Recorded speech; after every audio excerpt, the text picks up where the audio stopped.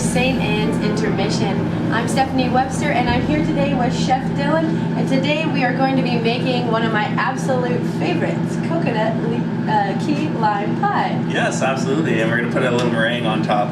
Delicious. So let's get started here, Stephanie. We have 2 cans of condensed milk. I'm going to add those into a large bowl. Okay. This stuff is amazing. I know, I could eat it just out of the can. Not good for you though, and not with my New Year's resolution either. And then to that, we're gonna add 7 egg yolks and 1 whole egg, and about 50 mils, about a quarter cup of lime juice. It's about 3 limes. There we go. And we're just gonna whisk that all together there, Steph. Okay. Perfect. I'm going to add about 100 milliliters of coconut cream to that, which is just the top of the coconut milk.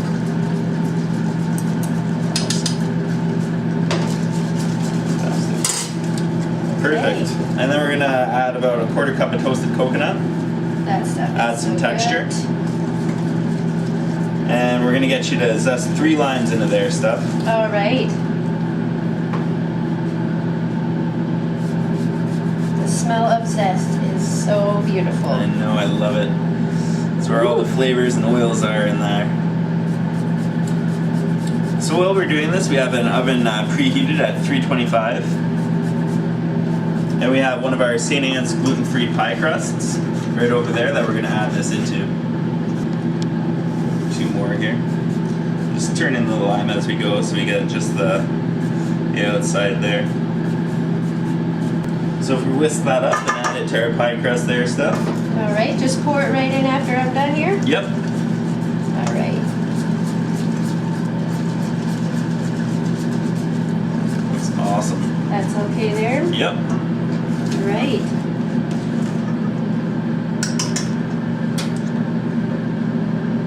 Pardon? Yep. Straight in there. Perfect. Nice and full? Nice and full. And we'll just take that to the oven at 325 for about 12 to 15 minutes. So while our pie's cooking in the oven there, Stephanie, we're going to make a meringue for the top of it. Okay. So we have about 6 egg whites in here and a little pinch of cream of tartar, and we're just going to turn that on to about a 4 or so and let that whip up.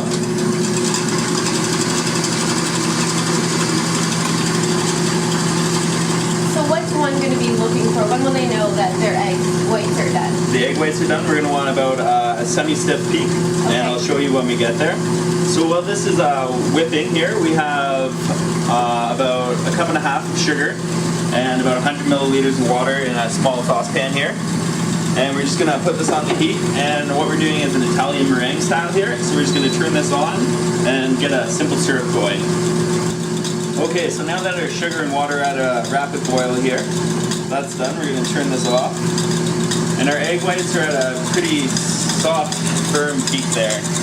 So it should be a ribbon stage. You can see the ribbons in there. Mm-hmm. And what we're going to do, Steph, is just slowly pour in this simple syrup. Just ever so slowly. You don't want to pour it in too fast. We're going to turn it up to about speed 10 here.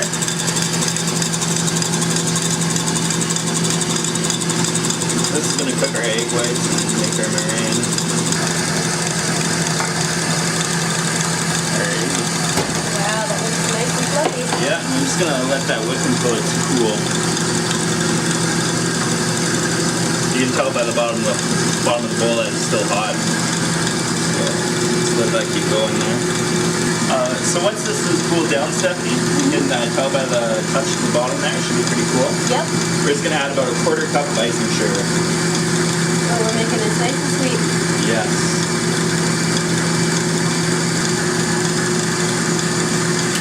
Perfect. Alrighties. So as you can see, it's nice and pretty stiff there.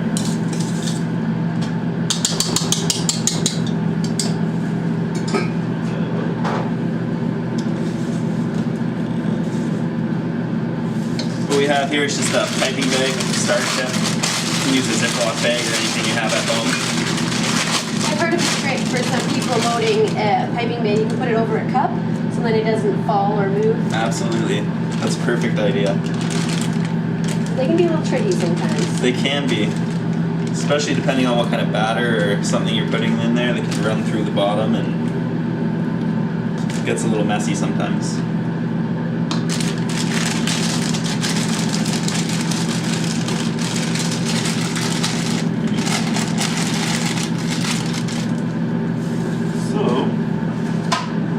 We have a previously baked key lime pie here. You want to let it cool down before you put your meringue on. And we've just sprinkled a little bit of coconut onto the top. Looks beautiful. So you can do any kinds of designs that you want. Me, I'm just going to start in the middle here. Put a rosette. And then from there, I'm just going to go like this. Do little swirls down the side.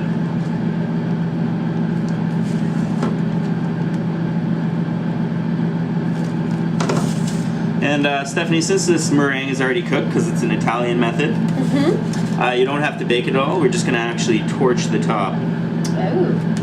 Because it's already cooked all the egg whites. Just going to take our little torch here, give it some color on top.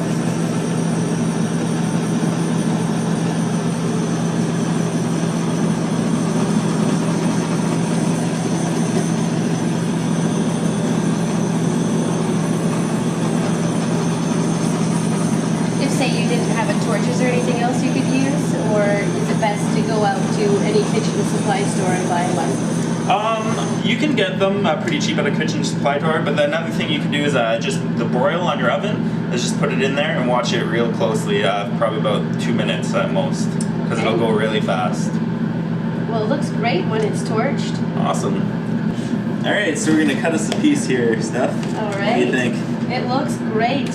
I can't wait to eat this one. Little plate here.